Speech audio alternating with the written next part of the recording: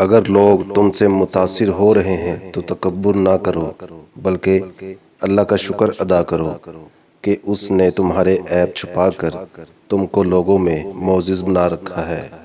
لوگوں کی باتیں پتھروں کی طرح ہیں، ان کو پیٹھ پر لاد لوگے تو پیٹھ ٹوٹ جائے گی، ان کو اپنے قدموں تلے ایک برج بنا لو تو ان پر چڑھ کر بلند ہوتے جاؤ۔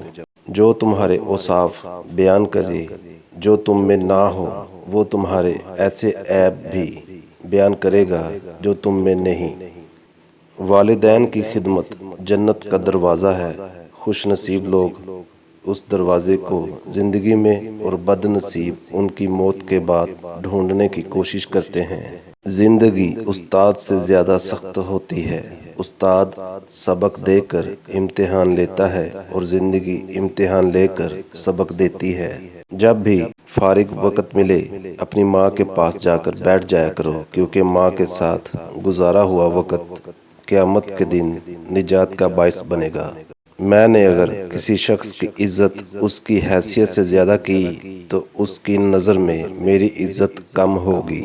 سخاوت دنیا اور آخرت کے عیبوں کو ڈھانپ دیتی ہے۔ دل زبان کی کھیتی ہے، اس میں اچھی تخم ریزی کرو، اگر سارے دانے نہ اگ سکیں گے تو پک کر ضرور اگ جائیں گے۔ صرف وہی شخص جو مخلص ہے وہ جان لیتا ہے کہ دکھاوا کیا ہے